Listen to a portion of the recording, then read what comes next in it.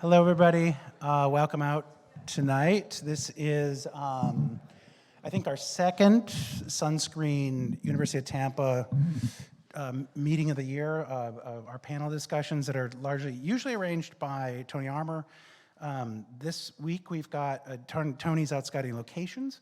I think he was in Key West. We have Julie Chalhoub as Director of Operations for Sunscreen, so she'll be moderating tonight. I'm just here to welcome you to the Shining Gordon Theater here on the University of Tampa campus, and then briefly introduce our panelists when everybody shows up, and get us on our way. We're going to be doing about an hour worth of conversation among the panelists here, and then we'll do Q&A afterwards. So hang around. We got to be out of the theater at exactly 8 o'clock, but we've got this entire theater waiting for discussion and so forth afterwards. Or, excuse me, the lobby.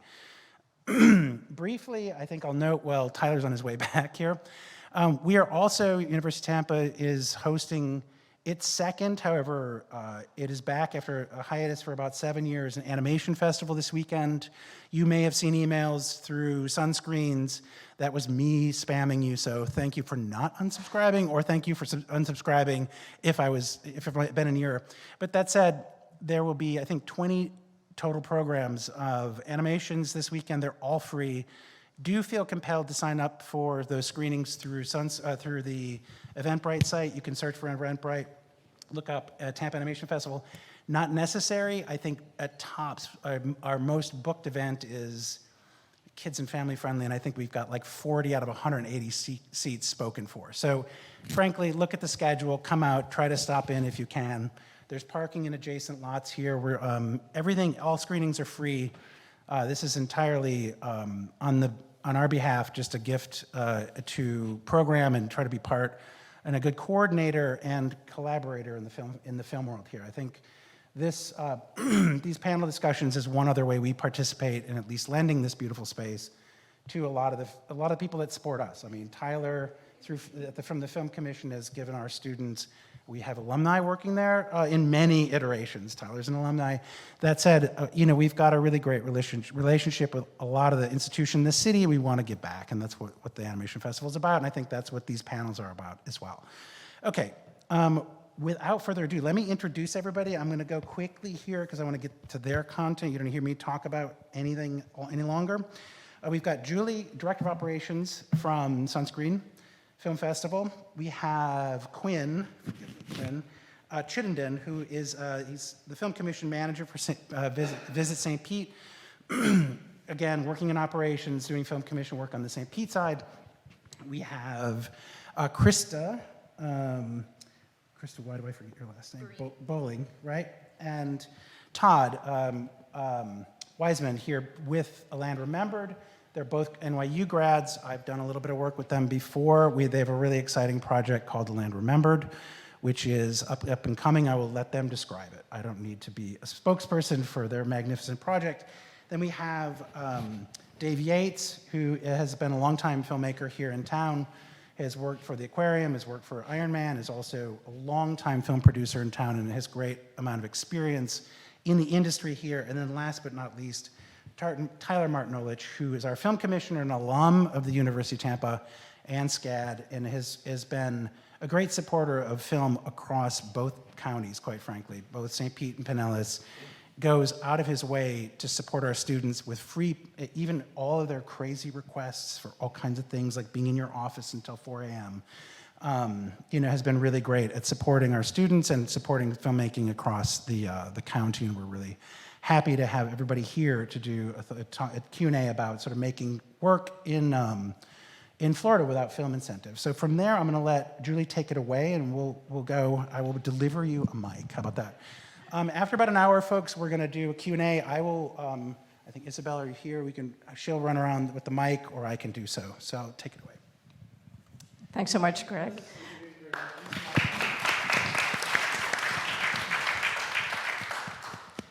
As you know, Tony couldn't be here, but he did want me to mention something that we will touch on a little bit later, and it is related to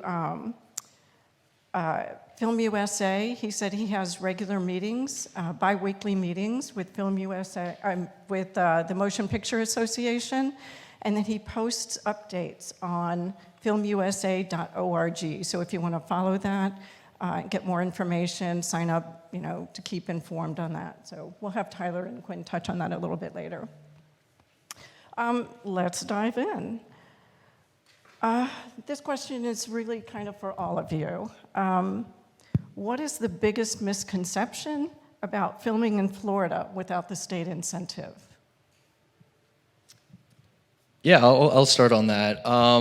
Number one, I think, is that we don't have film incentive programs. I think that's a very common misconception, and you can even see it on some of the payroll service sites out there. If you look at Cast and Crew or Entertainment Partners, when you look at the map, Florida is blank. But the truth of it is that there are several local programs throughout the state, St. Pete Clearwater being one of them. We have a 10 to 20% cash rebate program locally, obviously Film Tampa Bay, and that's something Tyler can talk more about. And then, there's to do justice to some of the other film commissions out there, Miami has a film incentive program, Fort Lauderdale has an incentive program, West Palm Beach, and Jacksonville as well. So I think when people look at the state overall, they see that there aren't any incentives, but the reality is that there are tons of local programs all throughout the state. And not only that, but there's also a statewide program, a sales tax exemption program, specifically for production companies. And so this is another way that productions can save on their sales tax for production-related expenditures, that they'll incur not only during production, but in setting up shop here as a production company. So I think that's probably one of the biggest misconceptions, floating around there. I think, by the way, that's a good brochure, Quinn. Good job with that. That was well done. Yeah. Good pitch. I think another misconception I hear about all the time was, do we have the crews? Yeah. Do we have the crews? And we don't, without the state incentives and the big movie projects, do we have the crews here to do what we want? And we do. We have some amazing crews. So every call I get from somebody is, well, what are the incentives and where are the crews? Do you actually have crews there? I get that question. So I think getting those messages out that, yes, we have incentive packages here, and we have the right crews and very talented crews. It's there. That message needs to get out because we have tremendous crews in the area. I've used them for 20 films the last 3 years. Yeah, and to build on that, there's over 2,500 filmmakers that live on both sides of the county, so Pinellas or Hillsborough. There's almost 600 production companies in the Tampa Bay area. And if you draw a wider circle around the whole state of Florida, there's about 40,000 people working in film and digital media statewide. We have some of the best crews in the nation. I think where people get confused is they come here from out of town and they can't afford our crews because our crews are that good. So that's usually the first stop is my desk or probably Quinn's desk, say, hey, I can't find any crew.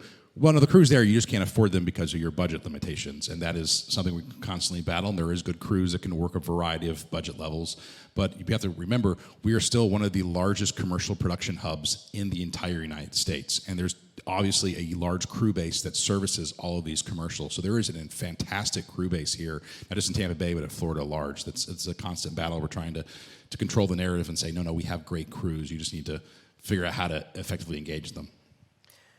With that in mind, what about the notion that people feel like they have to bring in the heads of production or something, rather than, okay, you can hire a PA here, you can hire, certain types of crew.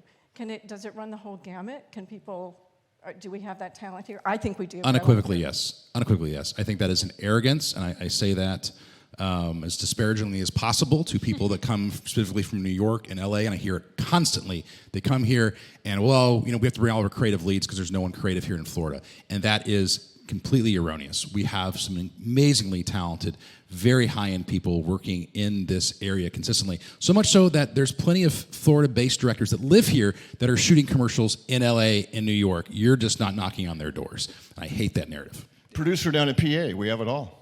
We have for a long time. If I can add to that too, if anybody saw the World Series recently, There was an ad that was frequently on there. It was a TD Bank ad with the center fielder, George Springer.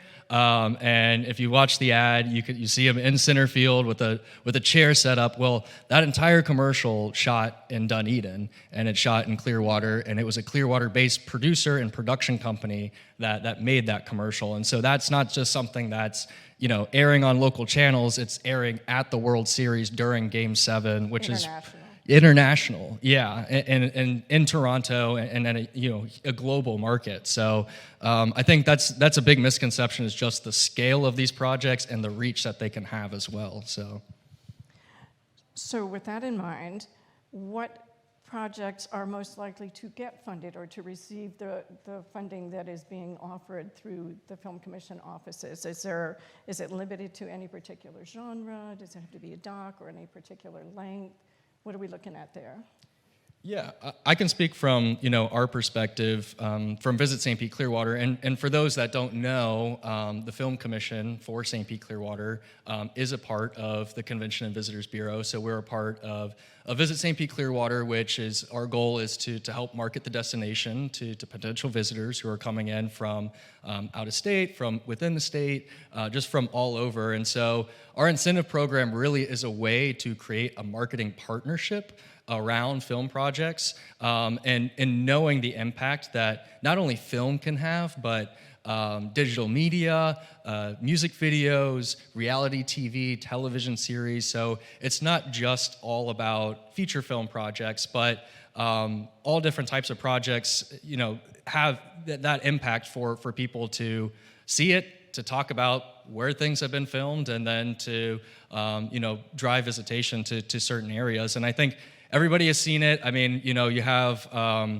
what they're calling the White Lotus effect right now. So every season of the White Lotus, you'll see hotel increases by 300%. People booking online to go visit those areas. And I think it does have a tremendous impact, not only in the short term in terms of people seeing those locations and going to visit, but just a long-term impact culturally on a destination, and a unique perspective that people have of that area that they otherwise wouldn't get without storytelling and without feature film projects. And so for us, what we're really looking for is that marketing value, and how is the project helping us to market to new audiences around the globe.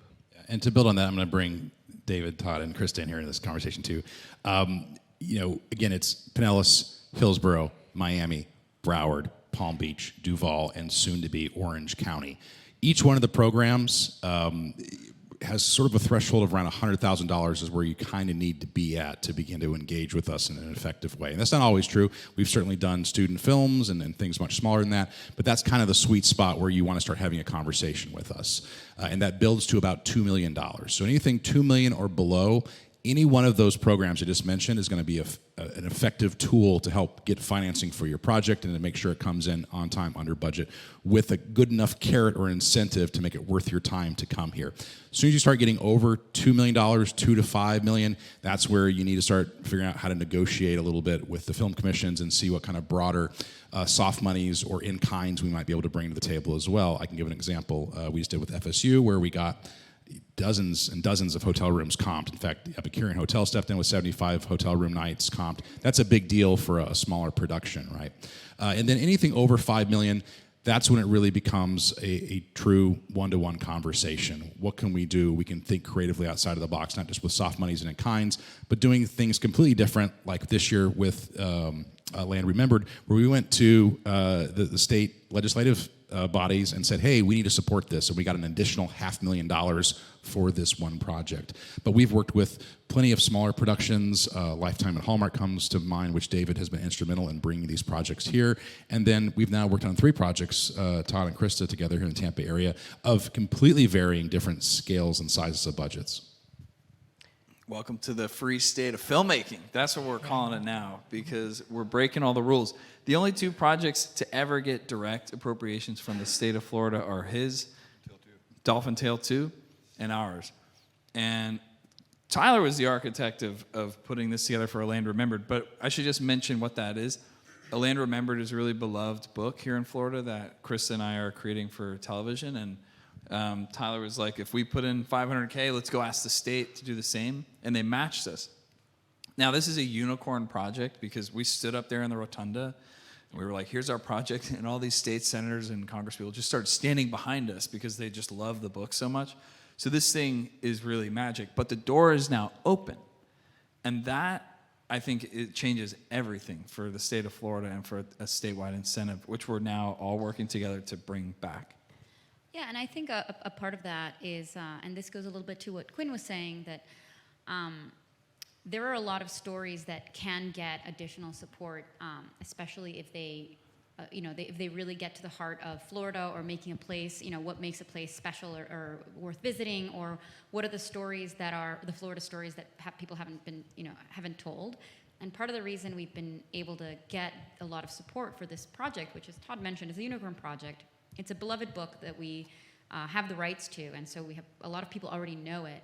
But one of the things that gets people so excited about it is that we're going to be showcasing an aspect of Florida history and the ranching community that even a lot of Floridians don't know exists. And so it's tapping into what are the untold stories that have a following in this state that will help get the support so that you can get not only county level, maybe state level support, but a lot of the in-kind help that as independent producers we need to get any of these projects off the ground. I would say, just to reiterate all that, when I was at the aquarium back and I left in 2019, I called Tyler and Tony up and said, guys, I can't bring another Dolphin Tale-sized movie here. We don't have state incentives for that level, right? $45 million budget wouldn't work, right? But what I did is I said, look, I'm going to bring a series of films that over time will drive hopefully the same value to the counties in sequence. So we've done, I lost track, I think like 20 films in the area between 2020 and 2025. These are all TV movies or feature films. We did 20. And these were all for major platforms, for Lifetime, Hallmark, Up TV, and those. And in those, we embed the destination every time. We take a script, and then we localize the script. Let's say the script is written in Chicago or Fiji, wherever it is. We localize it to St. Pete, Clearwater, Tampa, and that drives the value for the county. So we've literally, everybody thought we couldn't film and state incentives went away. We filmed 20 movies here in about 2.5, 3 years. Couldn't do that without both counties. So Tyler and Quinn and their teams have done a great job helping us do that. So filming does work.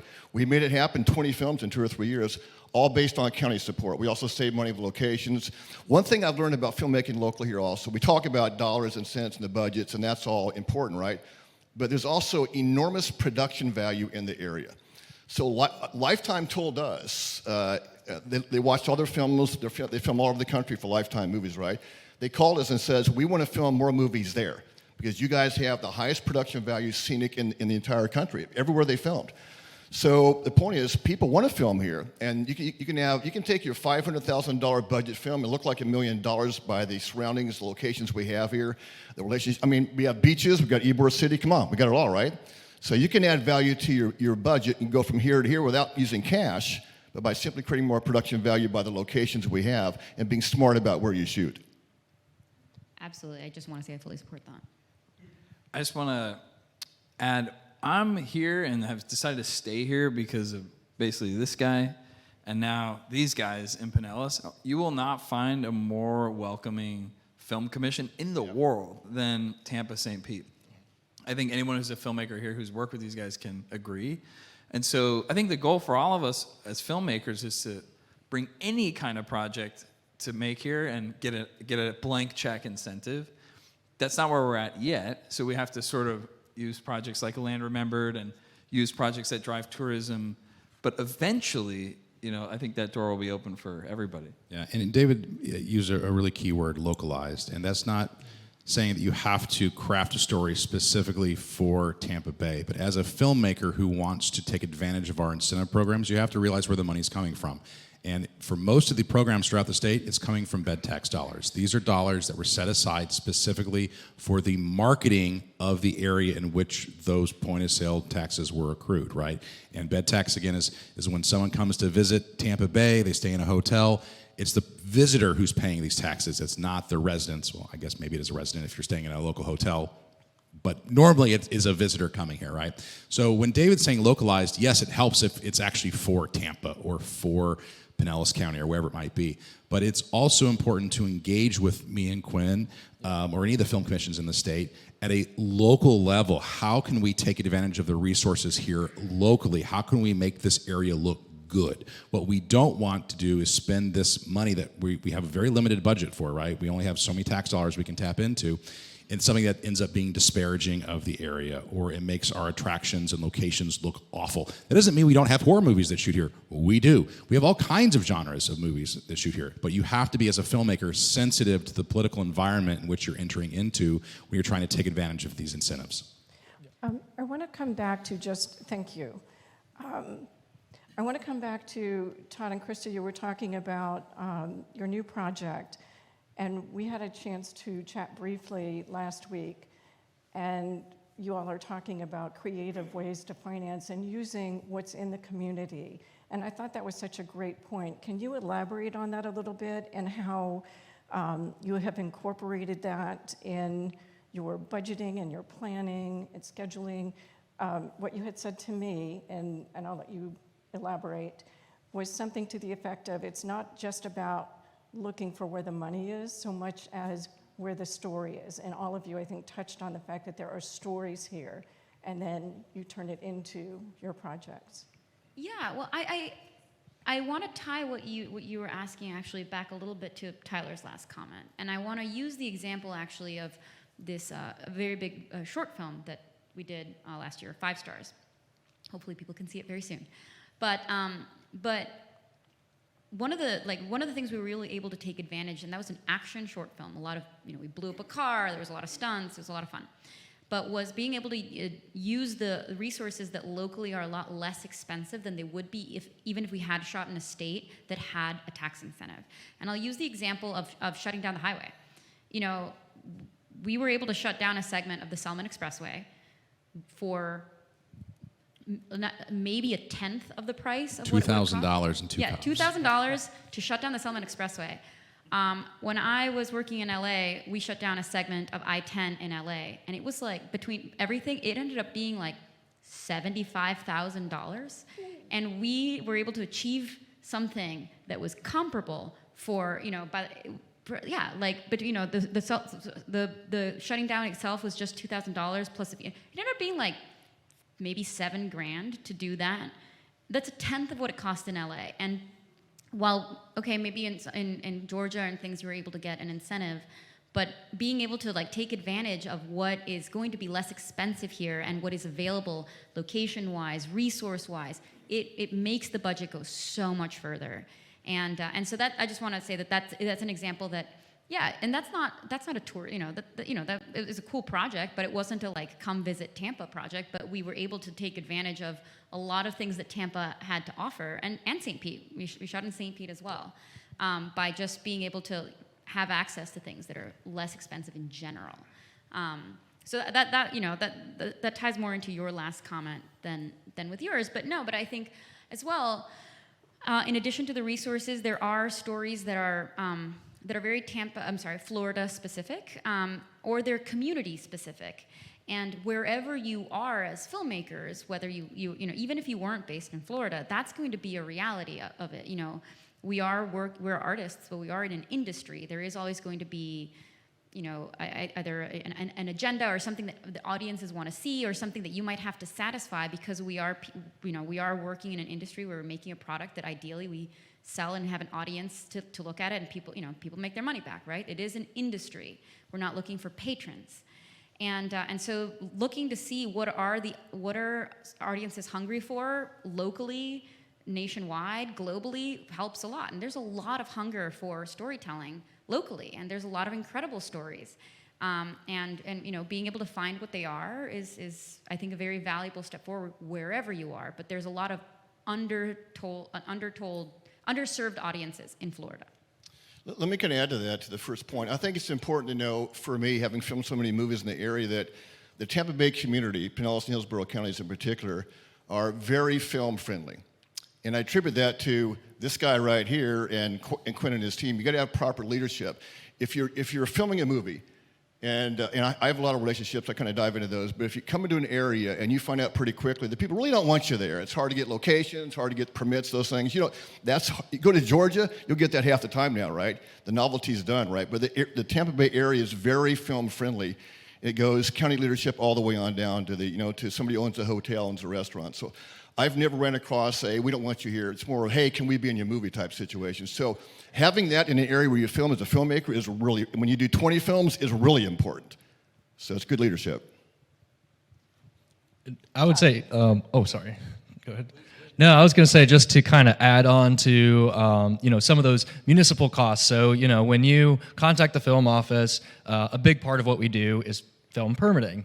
So if you're shooting on city property, you're shooting on county property, you contact the office, and we'll get the necessary approvals for you. You just submit simple insurance documents. It's one page. It's a one-page COI. You put it to your application, and then we get it approved, usually within 5 business days.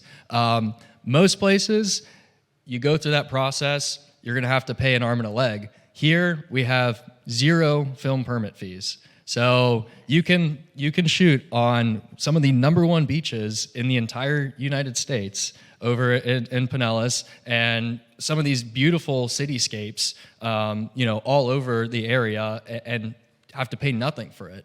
And then in addition to that, just to talk on Christa's point, we also have in St. Pete, we get a lot of projects that are looking to kind of close down different neighborhood roads, and we've got this permit. It's meant for block parties, so anybody can apply for it. But basically, you get enough signatures from all the different neighbors in that neighborhood, and the city will deliver 2 barricades and shut down the road for $30. So it just goes to show, you can be resourceful, looking into, all the different resources that the Film Commission can offer you. And it's best to contact us early, and it's best to contact us often, and for us to know what your project is and what you're trying to accomplish, and then we can provide those resources, and we can help route you to the right way to make it, and to make it happen on time and on budget. Go ahead, Todd. Yeah, I was just going to add, there's not a whole lot of egos here in this environment, and as opposed to LA and New York. I think we're at the beginning of what's going to become the next Austin or the next really cool filmmaking city. But the filmmakers here all want to help each other. I think anyone can get in touch with anyone. And very often, these guys are putting us in touch with other people who either want to work or who have a cool project going on. And I think we all have to help each other, kind of get this thing going.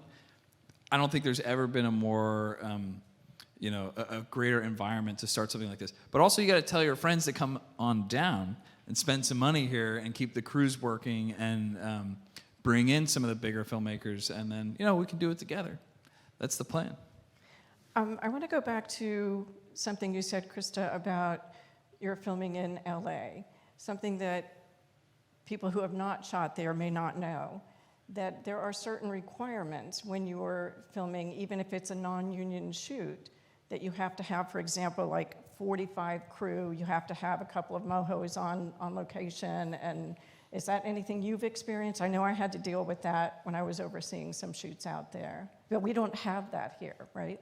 Yeah, well, I mean, so yeah, I did like 12 movies in LA, and from ranging wildly in budget from, the smallest was a $70,000 feature. There was a lot of beg, borrowing, and stealing on that one, not a whole lot of permitting. But and to the millions of dollars. And there's a reason crews are leaving LA. LA is prohibitively expensive. Just to file a permit, whether you get approved or not, is almost $2,000. Just to file the permit. Wow. That is not including the actually permitting, in the street. It just gets insane. Again, I shut down that stretch of highway. That was $30,000 in just permitting, because of all these people had to get involved, all these different entities had to get involved, the Department of Transportation and everything. And then just to use an example that is very relevant to us, again, with this same short film that we shot, we at one point needed to, we had a dummy, a fake police helicopter. It's an action thing. And there was somebody in the helicopter with a fake assault rifle, which we needed to get through an airport so we could put it onto the helicopter. I didn't even know about this. And directing it. It's best you didn't. Yeah, getting those rifles onto the helicopter required, and Tyler can correct me here, but it required approval from the FAA, TPA, the police department, the film commission, the actual security of the airport itself. It was 7 entities. And it happened so smoothly. By the time we arrived, and I as the producer, because I was the one, had to go and manually deliver these dummy things, and I was prepared for them to like swab them, whatever. They had gotten so many phone calls being like, beware that they're coming. They were just like, we get it, we've just gotten phone calls from everybody. And it was so easy. I mean, again, it was work, right? We had to make sure everything was done correctly. There's paperwork, there's I's to dot and T. But we were able to achieve that without it requiring an insane, and that's value. That is so much value. You have to do your homework and make sure you're doing it right? These things are not just gonna get like handed to you. It does require following the rules. You are working with police department and TPA, et cetera. But Quinn and Tyler have been so great about supporting us at every step of the way when we are doing ambitious things. We're not just doing 2 people talking in a room. We're doing awesome, crazy things that make films worth watching. I got to add to that because, of course, I had no idea about that. Thank you. Chris is an amazing producer. I didn't know she had to jump through any hoops at all, or Tyler never mentioned it. But I lived and worked in New York City and LA for 17 years. That's how I, became a filmmaker and built a career. And I like to use blank firing weapons when shooting stuff. And I remember the rules in New York City were quarter charge. You had to use quarter charge blanks. So I think when it finally came time for the school duel, my first feature that we made here, I was like, I want all of it. And they were like, yeah, no problem. Most of it's shot in St. Pete. Of course, it was shot at a lot of it at a gun range. But you can blow stuff up here, and it's great. We blew up the car. We blew It's up really a car. fun. It was great. Well, since you're talking about school duel, I want to dive in a little bit deeper about some of the funding methods that you use to raise. If you don't want to give away secrets, that's fine. But if you have general ideas on how to get vendor partnerships or grants, private funding, is there anything you can help our audience learn to do?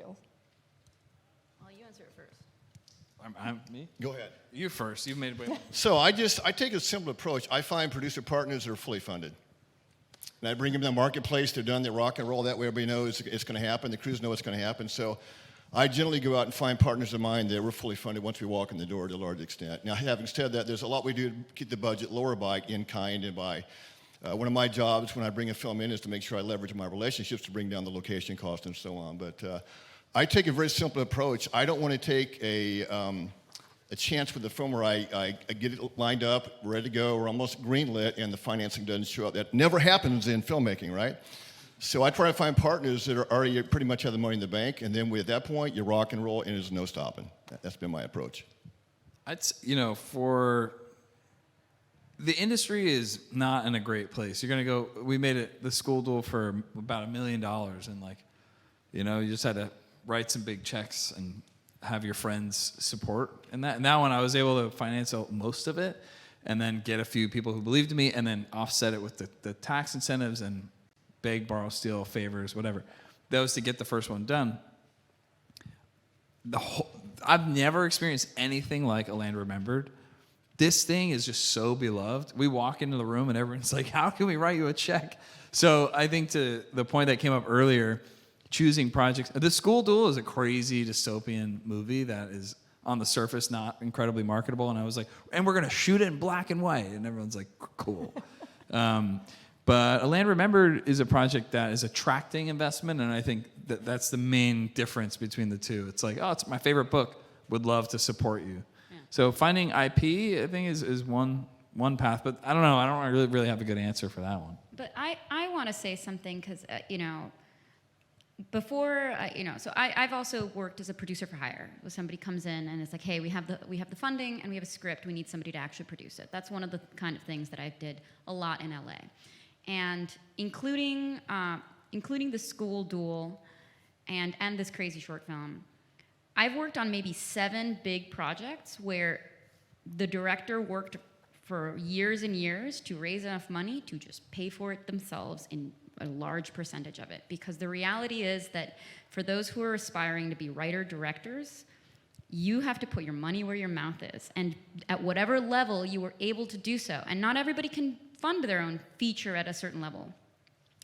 But sometimes you just have to spend and risk your own funds to get your short film made. Like I've spent so much money on my own short films, and sometimes it's not about asking who is going to give you money. It is about what do you have, and it hurts to put that money onto your short films. It is not easy. Everybody has bills to pay. Everybody has life responsibilities. Everybody's like, adulting is hard. And sometimes you just have to prioritize paying for it. And that hurts. It is a hard pill to swallow, but do it at the level that you can do it. Because if you are not putting your own money in your own work, nobody else will. And you first have to show that you can do it. And that eventually, yes, you get to the point where there's more money, and you want, especially when you're working with your own dollars, you get really creative about all those in-kind things so that you don't have to pay for it. But it's not just, the reality is that sometimes you have to look there first, and then you start stepping up, and then, you show that you are a filmmaker worth investing in. But the first part of it is not where's the money for me. It's what's in your pocket, and that I realize that's not always the answer people want to hear. And hope you catch a break. For the 5 stars, that was another. We're gonna do this Grand Theft Auto related thing. Again, huge check written for that, where we know we're never gonna see 1 penny back on that for sure. And we premiered it at Holly Shorts, like the opening night of Holly Shorts. An A-lister actor was in the crowd, came up after, was like, that was incredible, I would love to work together.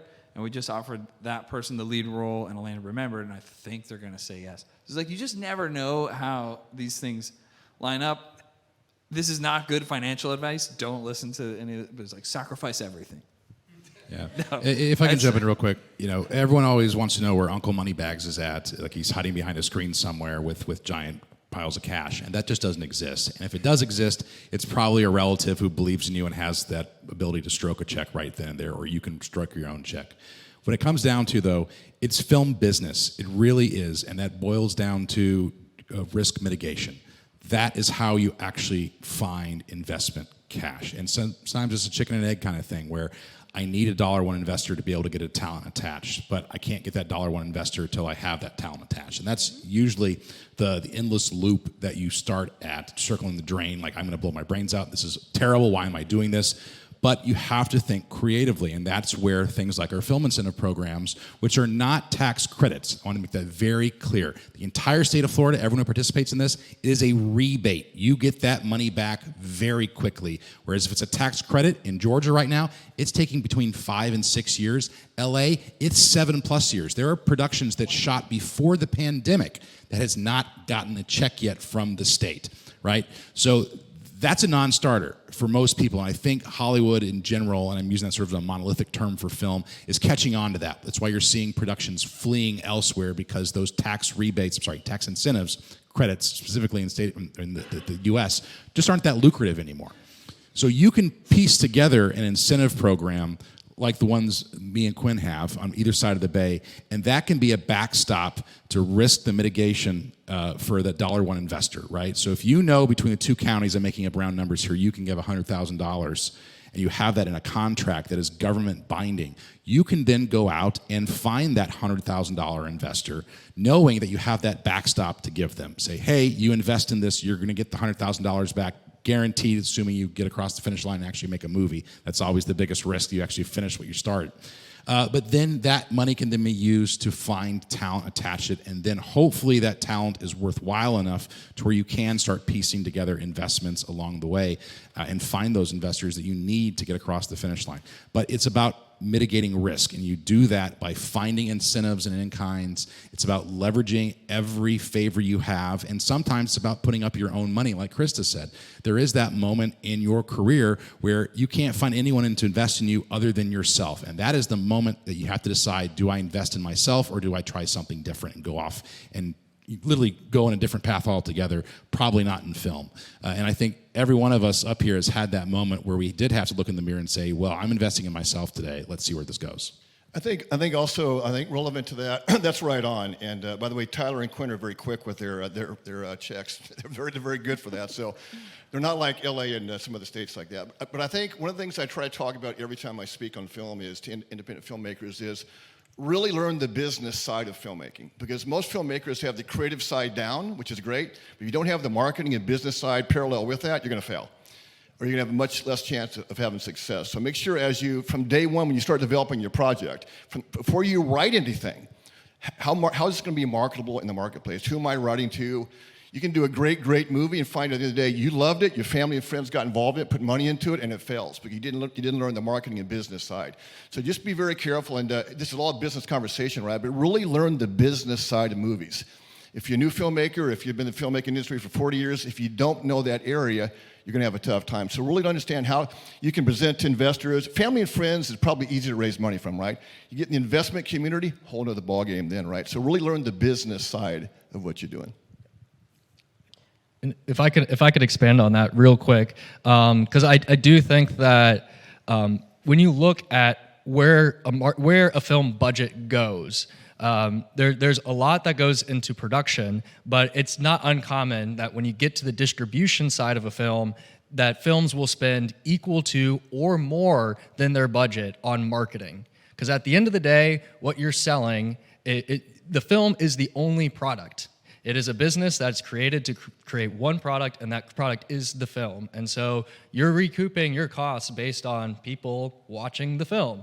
And so much money goes into marketing that understanding marketing and knowing what goes into that is a very valuable skill for you as a filmmaker.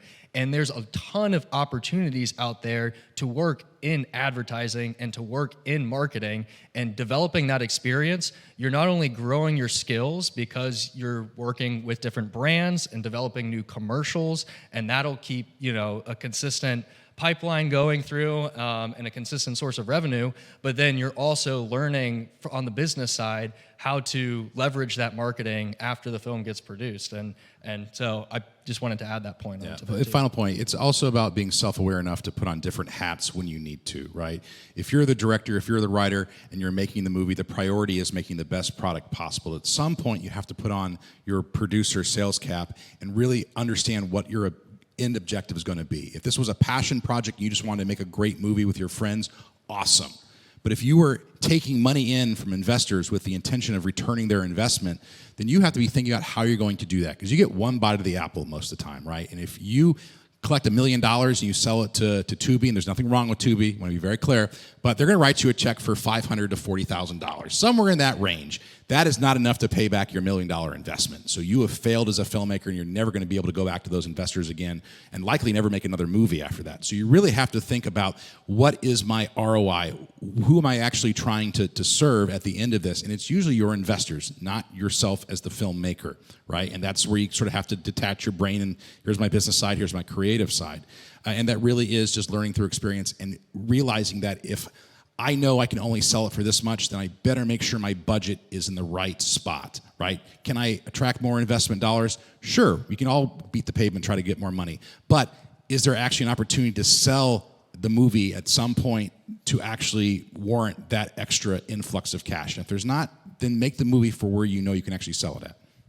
Or, let's just say, Risk everything. Or risk everything and just make the best movie you can make. It might lose money the first time.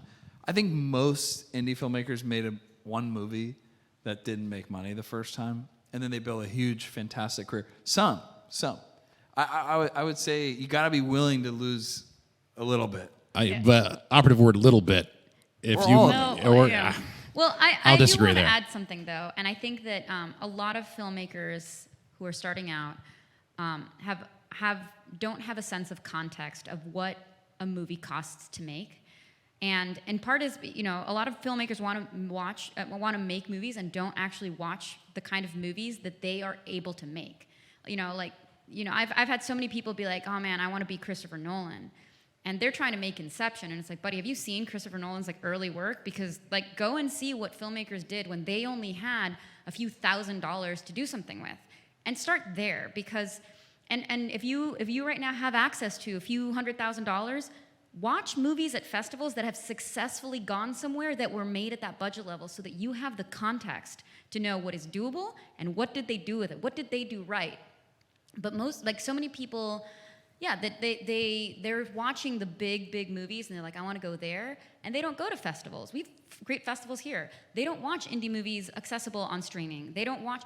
If you're making short films, watch successful short films. Watch what it did for those directors' careers. Watch enough that you're following directors' careers that you're like, oh man, that person's making a feature. I know that they won Tribeca last year, or like, pay attention, because that's the world that you will be entering into when you're first starting out. You're not going to enter the studio world. And there are many, many incredible success stories of filmmakers that started because they made one badass short that got attention at a festival, and that got them their first feature. And maybe it was sold or maybe not, but maybe it just had enough great critiques or awards that it got them a bigger feature. And there's incredible Oscar-winning filmmakers that went that route. But if you're only looking at, I want to go where they are already successful, you're missing the point. The point is they did not get there overnight. And, pay attention to who is successfully making content at the level that you are able to make it now, and start seeing how did they get the next steps. Because that's going to be the best way to have an understanding of where you are. Because you understanding what Warner Brothers, well, they're up for sale, so they're a terrible example, but you know what I mean. What a studio is doing for marketing isn't going to help you if you have $8,000 that you can put into a short film. That's fantastic advice. I'm sorry, Tyler. That is such an excellent point, because your shorts can be your calling card. People will look at you, they'll see what you've done, and they'll, I want to see more from this. And as someone, I screen for multiple film festivals, and I'm a jury on several. That's a problem I've noticed, that filmmakers don't go to films. They don't go watch movies. And you want to make a film, you want people to come see your film, you kind of need to see what's out there. And not that you have to copy someone else's style, but to see what is moving people, just to understand what's out there, what's around. And I'm sorry, Tyler, you wanted to... No, I was just saying that was fantastic advice. I mean, I wish everyone hears that at every film festival they ever go to. Go to the movies. Go to the movies.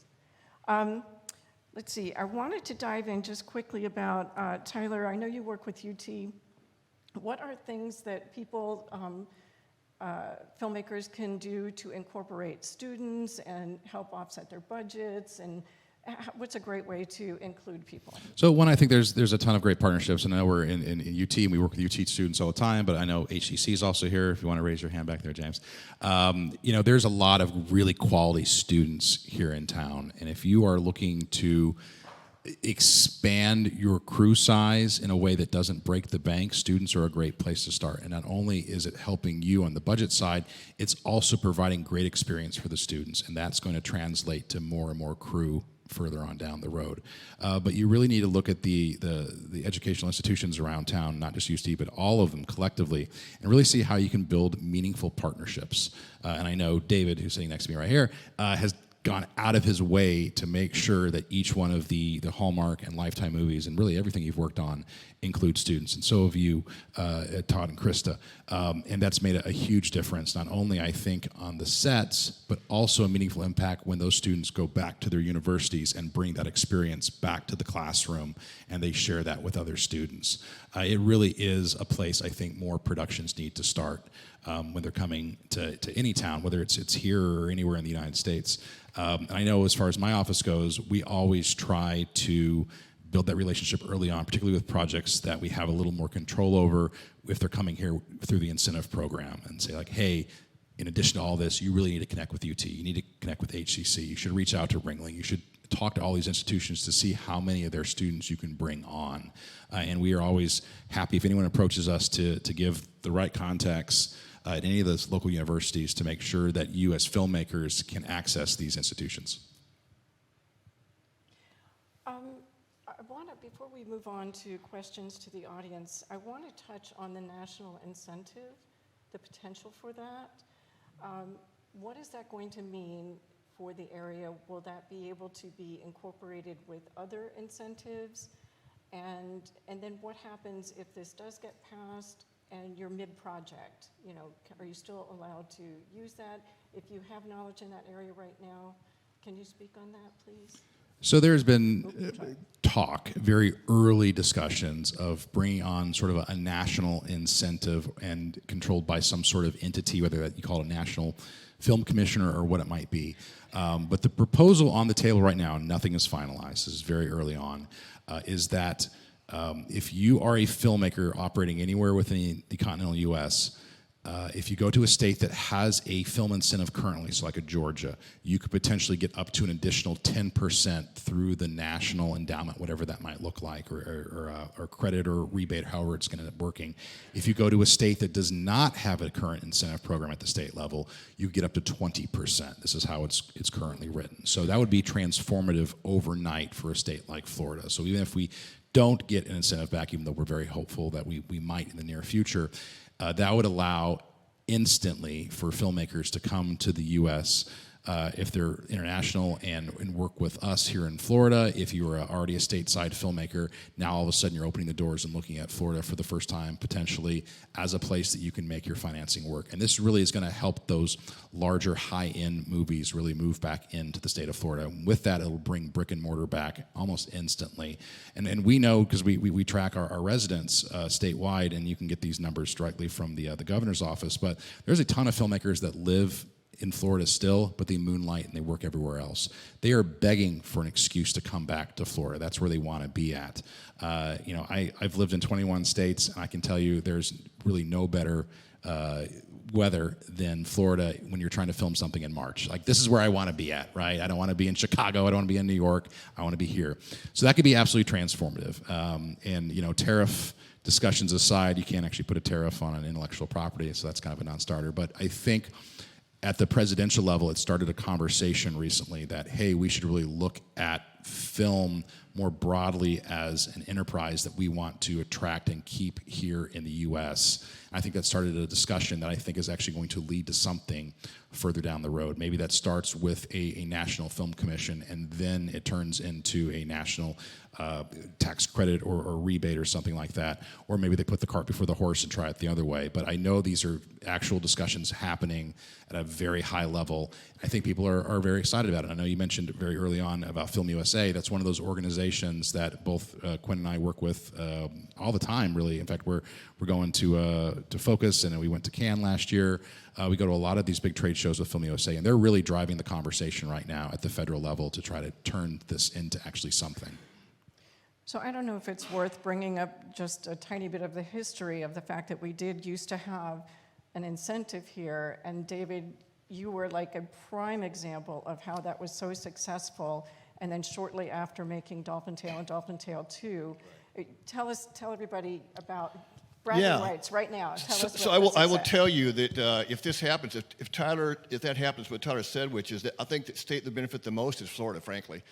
Everybody wants to film here. Like I said, every studio I talk to, they call me every week saying, "We want to film. What do you got going on?" Well, nothing right now at the big budget level. So what happened with incentives? We had incentives. Dolphin Tale was about a 4-year project. I began developing it in 2007. So we had Alcon Entertainment, Warner Brothers as my partners, and I had like a 90-day window to greenlight Dolphin Tale. If it didn't happen, you know what happened. If you're in the pipeline, you don't greenlight, you're out, and you're gone, right? So I had a 90-day window to greenlight Dolphin Tale, which eventually created a multi-billion-dollar impact in the area. And in 2010, the jobs bill was signed by Governor Christ, which included incentives, which was like $296 million at that time.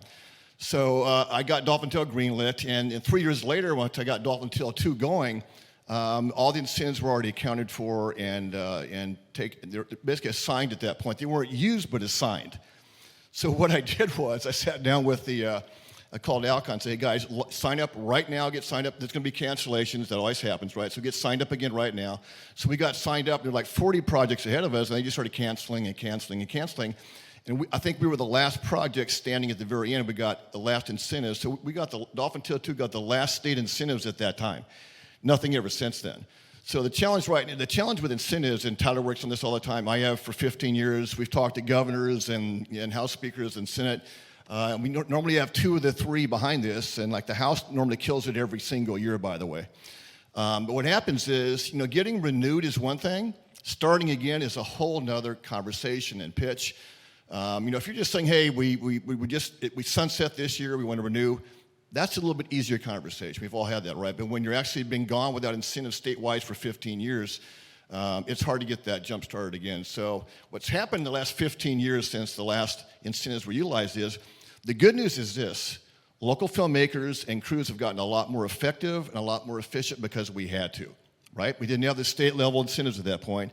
Partnering with the counties, again, we did 20 films in 2.5, 3 years. So we had to learn to be very effective, very efficient, and not waste time on the set, hire the right directors, the right crew that understand. And Brian's been in my crew a number of times. Do we rock or do we rock, Brian? When we go, right? So, but hopefully, if the state incentives, I will say this, if state incentives do come back in Florida, you watch. It will change Florida filmmaking literally overnight. And you add the federal, if that happens on top of that, this is a whole other world at that point. So I think the industry in Florida has learned to survive and do well and thrive without state incentives or a national incentive. You add that to what we're doing right now, and you watch things change quick. For a bit more context, so everyone knows that New York and LA has been a production hub for 100 plus years, right? But Florida was one of the earliest states, other than those two big production hubs, to actually start investing in the film. So we created our statewide film commission, and really the only state outside of LA that had a specific job to be an LA studio liaison, which was Susan Sims, who unfortunately is retired. But we started that in the early 90s. So we have always been a production hub, at least in the last 30, 40 years. We've been really focusing on it. But the incentive program, as we previously knew, it started in 2010, as David said. It ran out of money in 2013, so it didn't actually sunset till 2015. But the money was already gone; it was already been allocated. There was nothing left, and unfortunately, they did not vote to reauthorize it. So now it's kind of collected dust; it's off the table, and we'd have to restart it from scratch, essentially. But just to give you a little more context, while we had the actual incentive, so let's just say from 2010 to 2013, we were the third largest filming destination in the United States. By a significant amount of productions, total volume, right? After 2015, when it officially sunset, we're not even in the top 25 anymore. So that's how precipitously we fell. Not because we don't have a lot of stuff filming here, we do.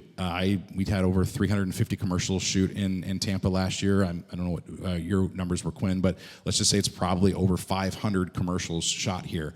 But it's feature films and TV series specifically that hunt for incentives, and that is the portion of the industry that has declined since we lost the incentive program. Yeah, go ahead, Todd. We've huddled with Susan Sims on her sailboat outside of LA multiple times. You got to take a little boat to get to her sailboat so we could talk about bringing the tax credit back one day. There's a small revolution starting. But it's happening. It has support from people across the aisle. People are talking about it in the state capitol. A lot of people here have done a lot of groundwork to get it ready, get it out there, get people talking about it, and people are talking about it. And when it happens, I think that Florida will be ready for it. Fantastic. Why don't we open it up to the audience to see if you guys have any questions before? Yes, sir. Robert.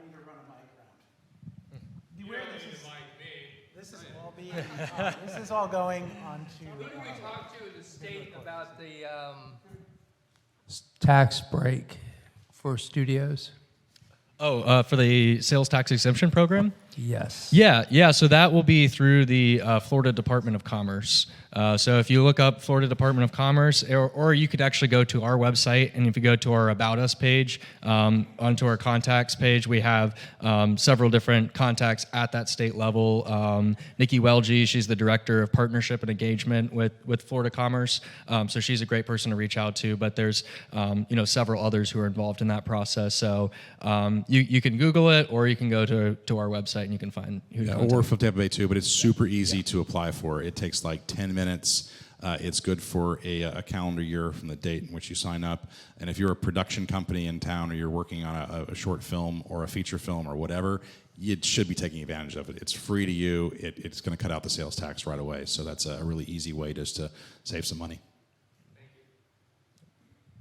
I swear Tyler did not pay me to say this, but my name is Peter Herlin. I'm working on a project called Kick Rocks. It's a $5 million project with a Georgia budget, but the setting is St. Pete, with Sean McNamara directing it. John Voight and William H. Macy are on board.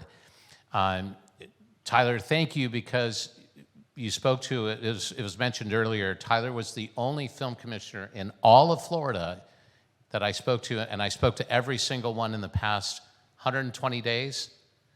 The only one that actually provided me individuals to talk to that are producers in Florida to try to get this project off the ground. So I want to say thank you. That to me is what I thought a film commissioner should do, but you were the only one that did, and it means a lot. And thank you so much for your help. We haven't hit the right producer yet, and we will get there. But I just want to say thank you. Well, I appreciate it. I mean, it makes no sense for someone to try to gatekeep information. So anytime, if I have a connection that I can help leverage, if there's someone I can put you in contact with, if I can tell you where the best pizza place is to get second meal for your crew, I'm happy to do that. So, and I know Quinn always is too. So please reach out to us anytime. So un-Hollywood of you. It's starting to sound like the free state of filmmaking around here. That's why I make the big It's bucks. the anti-Hollywood approach. Yeah, I have a question. How would somebody get started? I'm from Lee, Charlotte County area, and we don't have this type of commission or incentives like that down there. How would we get started with that? And I also want to say, I just finished a pilot sitcom, and I learned a lot of hard lessons as far as the business side. You got to work a heck of a lot of overtime to pay for it, and I wish I would have known about some of these incentives previously. That is an excellent question. And I will tell you, as someone who was here when we created the incentive for the first time, it really needs to start at local government, and you need to find a champion, and that's you getting a meeting with either a city council member or a board of county commission member or a county manager, depending on how your county's kind of structured, and finding a champion, finding someone that is willing to learn about the industry, be curious and interested in the industry, and then work it into the budget. It really, I mean, that sounds simple. It's harder than I'm making it sound, because you actually have to find that one person and hope that they actually exist. But it's as easy as finding that commissioner and having them put in a line item for next year's budget saying, hey, no, I want this. And then they have to defend it, of course, but I think if you pick the right county commissioner or the right city councilman, hopefully they're adept enough at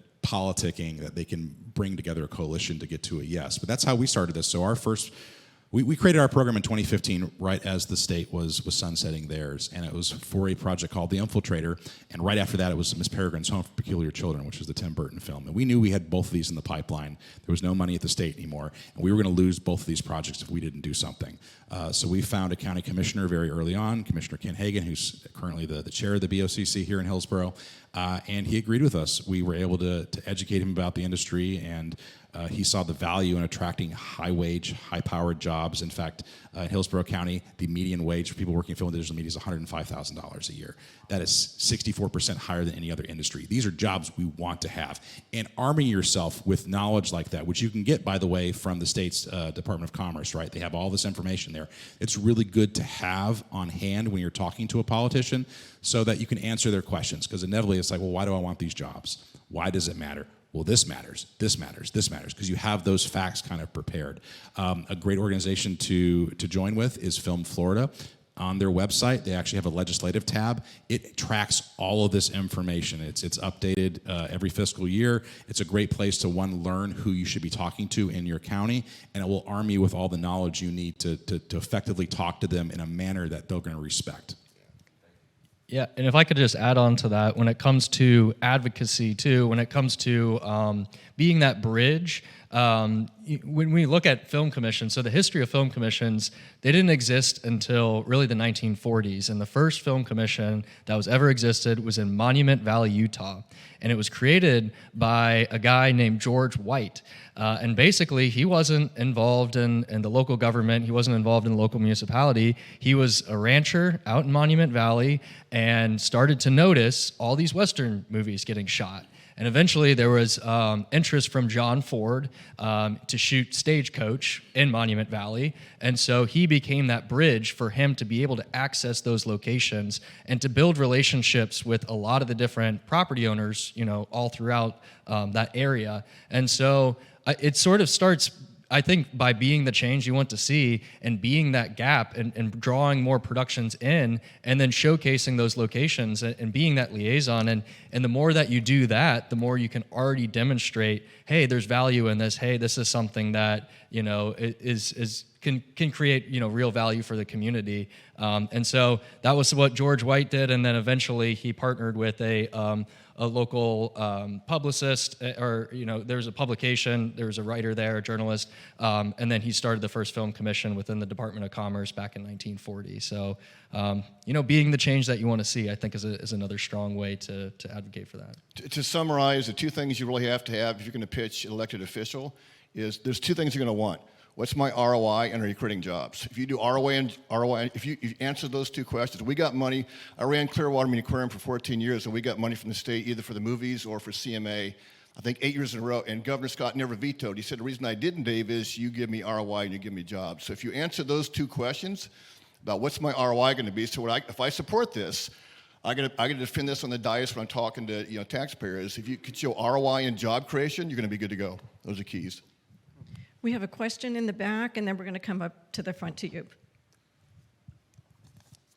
This is really for all of y'all. Y'all have got a lot of experience, and I was wondering, what is one thing that you see new filmmakers overlook on the business side of filmmaking? Business side.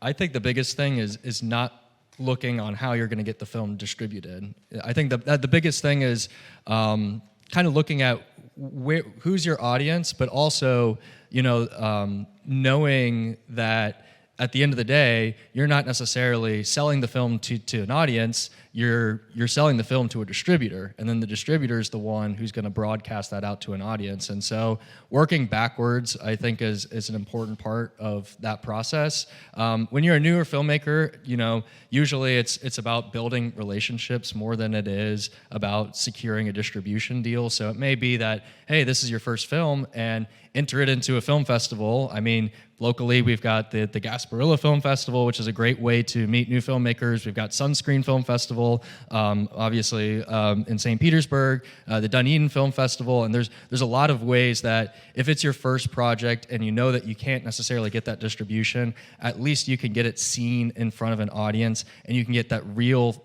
time feedback in terms of how well you did, what parts are they, you know, enjoying, what parts are maybe falling a little bit flat, and then build those relationships to eventually, you know, secure distribution and look towards distribution as being the ultimate, you know, end to what you're gonna film.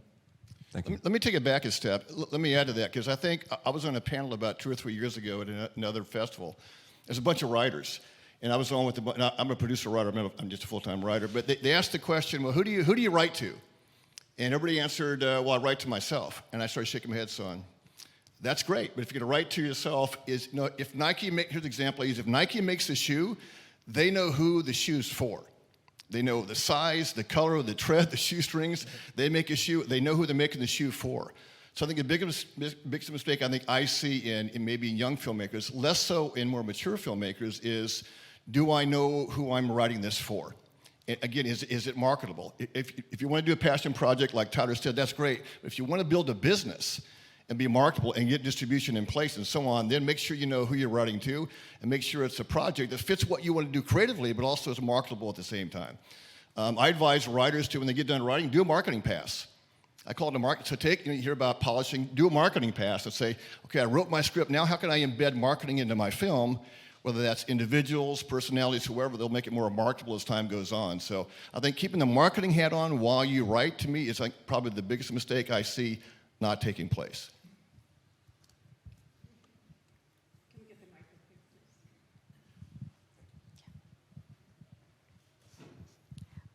please? I just want to thank you guys for doing this. I did my film for $9,000. It's called Saving Jaguars and Ourselves, The Climate Crisis Is Now. It's been at 14 film festivals. It's won a jury award and 2 climate feature awards. It's done well, and now I'm looking at community screenings. But my question is, because I'm interested in conservation and documentaries, and I wanted to ask you, David, because I grew up in St. Pete, and I watched Dolphin Tale. I've been to the Clearwater Marine Sanctuary Hospital. And I just watched it recently again, and I cried through the whole thing. Did you cry because you like it or you didn't like it? I was so moved by it. Okay. I was so Okay. moved by it, and I don't know all the reasons, but I wanted to ask a couple questions. One, did you feel like that film helped conservation in the state of Florida? And two, could you all talk a little bit about opportunities for documentaries for people who, as I did everything on my film almost. I mean, I did the editing, the producing, the cinema. I rented a Canon R5 camera that has the same resolution as the Red, and I filmed it myself and did the editing. And so, what are the opportunities for people who don't have $100,000? Is location enough to sell it to, to get some kind of incentive or something? And then, there was one other piece. Those are my two biggest questions. To answer your question about conservation, part of the mission of the aquarium is conservation. The primary message we get across in Dolphin Tale 2, beyond the story itself, which is obvious what it was, is embedding a lot of what we call rescue, rehab, and release, and what we do with marine life and how we rescue them and so on, what the goal was with that. So we didn't make it wasn't an activist-based movie per se, but we embedded a lot of conservation education and how to care for animals in that. So that's how we kind of intertwined that with the storyline. I think that's part of why it was so moving to me. But could you maybe talk a little bit? I just thank you for those movies. But could you all talk a little bit about documentaries too, and are there opportunities for my next project is about women's leadership, but it relates a lot to the ocean. And so I want to be filming, I've already started it, and I'll be filming a lot near the ocean. And I'm just wondering what opportunities there are, and if documentaries are an interest, for you all. So anytime we get a documentary, I'm always happy to support it. I think they matter less to us as film commissions, not because we don't care about the projects, but they're very difficult to incentivize and attract here, right? Because you're going to go where the story's at. That's the part of the documentary. So it really has to be sort of a homegrown, something specific to the Tampa Bay area that a documentarian would ever really engage with us. But I think documentaries are a wonderful way to break through, as long as you have something that is of interest to a broader audience. And I think that's where sometimes documentary filmmakers will get tunnel vision, and they're making a movie at some point for themselves because they're passionate about this one thing, and they're not, to David's point, thinking in broader terms of what the audience is, who am I trying to educate, who am I trying to bring awareness to whatever the story is to, and really taking into the account what the audience wants to know, what they want to learn about, and then finding ways to partner with organizations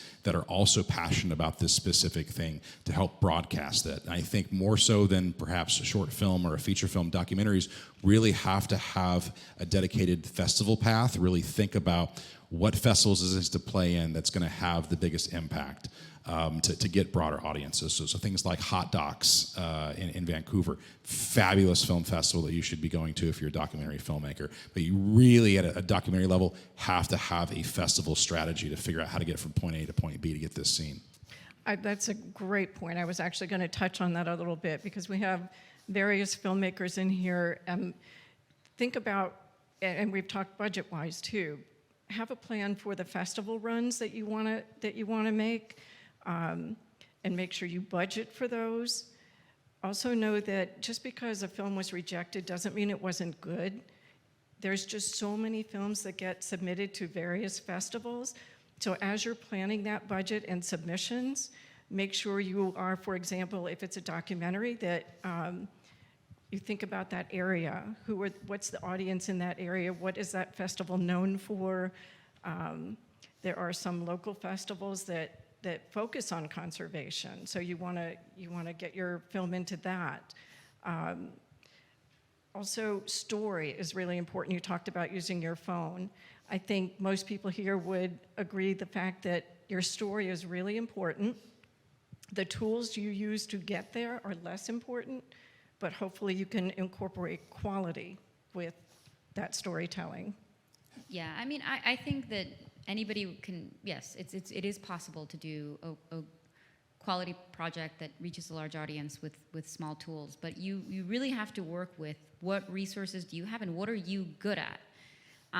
And if you don't have the resource to hire a big camera crew, but really you have to think then maybe make something very short about a very a simpler story near to home, or you start getting, finding that cinematographer who cares about the same conservation story that you do. But outside of your immediate friend group who are going to come to your local film premiere, if this movie gets somewhere else, the competition is brutal. Audiences are unforgiving. They will not look at a movie and be like, oh, but they couldn't get the right camera that day, or that day it was raining, or, they're gonna look at a final product and compare it to everything else they're seeing. And that's the reality that at whatever level we're making films that we have to face, that we can't go in and expect to explain away why something wasn't at the level that you might have gotten it if it hadn't been raining that day. It's the final product that counts. And if you personally, I know some people who can do amazing films because they're really good with a camera and they own their own camera. I personally don't know what buttons to push on a camera. It's not my forte. And so play to your strengths. And if you don't know what buttons to push on a camera, then find somebody who cares about the same things you do, and maybe they do. You have to think about how do you build community so that you're not doing everything yourself, because it takes an army to make a movie. If I can add to that too, and also sort of touch on the gentleman in the back who you mentioned, some advice for young filmmakers. If you have a very limited amount of money, know how to deploy that money effectively. And I will tell you, most audiences can forgive bad acting, they can forgive wonky story writing, they can forgive shaky camera work. What they cannot forgive is bad audio. You will lose an audience faster than anything else if you have bad audio. The minute the lights go down and they hear janky audio, they turn their brains off. And that also goes true for programmers as well. I've programmed for film festivals, and you have, well, Julie. We watch a lot of films, right, when you're programming for something. And the minute there's crappy audio, I don't have time for this anymore, and I move on to the next. So if you have a very limited budget, know that you can forgive a lot of things, but they'll never forgive poor audio. So make sure you're budgeting enough money to have really good, solid audio. Let me add one thing real quick. I would suggest if you're doing conservation documentaries, it's a very cluttered marketplace right now. A lot of conservation issues, which is good, right? A lot of content going out. I would be looking at, is there something I can do in conservation that has some pre-awareness? Whether it's an issue or an area, something like this. So find something that's out there that's in the marketplace right now that maybe is already known, has a little bit of media pre-awareness, and kind of buy into that equity at the same time. There's a lot of conservation content. It's increasing every day right now, which is great. But how are you going to differentiate yourself from somebody else, right? So I think about, is there something out there I can do that maybe has pre-awareness in the marketplace right now, and kind of tap into that and kind of ride that wave a little bit, possibly. Yes. Just remember, you can rent your camera. And then we'll go over here. Okay, wonderful. Speaking of good audio, you guys have wonderful audio, so it's nice to hear your all's voices. As much as we demonize... My guy up there is in charge Oh, he's of that. running it? There Thank go. you. God bless you. Yep. Yeah. So you always got to show love to the audio guy. They He needs a appreciate mic. it. As much as we demonize the world of social media sometimes, it is kind of infiltrating our world, especially the youngsters, and then the old guns are saying, oh, I need to get on social media. And I'm lucky that I went on social media today because that's how I found out about this event. Where my mind goes is, I think about probably from October all the way till May, maybe April, we have probably the best environment to shoot outside. When it comes to shooting those other months, it's a different forte, a different deal. What are the talks right now, if any, around a potential soundstage for the future? So it was actually in the paper this last week. with the EDC, Economic Development Corporation's annual meeting. They mentioned the brand new development at the Mosey Complex, which is right across the street from USF. I think it's about 78 total acres. It is going to be a mixed-use development property, over $2 billion in capital investment that the county's putting into this. It is going to be a development that's going to have hotels, mixed-use office space and retail, all kinds of different residential, but as a part of it, sort of the anchor is going to be a sports complex, a film studio, and a brand new black box community theater. This is going to happen. They're breaking ground this coming summer, and it should be opened up fully by 2028. I know that sounds like it's a long way away, but it takes a while to build a giant complex. But this is 100% happening. It's moving forward right now.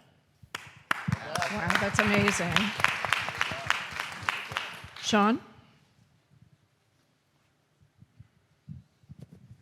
Thank you, everybody, again, for all the great information. And Tyler, my wife and I, we spoke to you last year on a film we were working on, put a whole bunch of work into it, and it kind of plays back to when you said that the chicken or the egg. You get talent attached or the money attached, and either one wants something there first. So we went the Schedule K, I believe they call it a Schedule K route, where you go out and you offer. Schedule F. Yeah. For the we were told it was Schedule K, but yeah, sure. Do you have any more input? And funding fell through in September of last year at the last moment, so we were kind of devastated about that. But now we are ramping back up to go back after that. Is there anything you can add to, the only people that even got back to us, Eric Bana's people, were very kind. He was just really busy. But most of them shut you down. They want funding in place, and also vice versa. So I didn't know if you could play to that anymore. So I think, Todd, you mentioned that the film festival, they saw a 5-star, and the actor you're currently talking to saw that movie, and that is kind of lightning in a bottle, right? But I can tell you, I've known a lot of filmmakers in the 27 years I've been doing this, that have found talent because they had a short or a project playing at a film festival, and an actor that happened to be there at the festival was in the back of the audience, saw it, came up to the filmmaker afterwards and said, hey, I want to do this. Two buddies of mine made a movie called Touching Home, and Ed Harris was there in the auditorium, grabbed him, pulled him aside, they went out back, had a quick cigarette, and by the time they finished the cigarette, they had him sign a deal to be in the movie. So I mean, that's, again, lightning in a bottle, but sometimes you need a bit of luck. But don't discount going to festivals. It's really important, both local, but if you can travel to a film festival, so much the better. It's costly, so you want to make sure you're going to the right ones.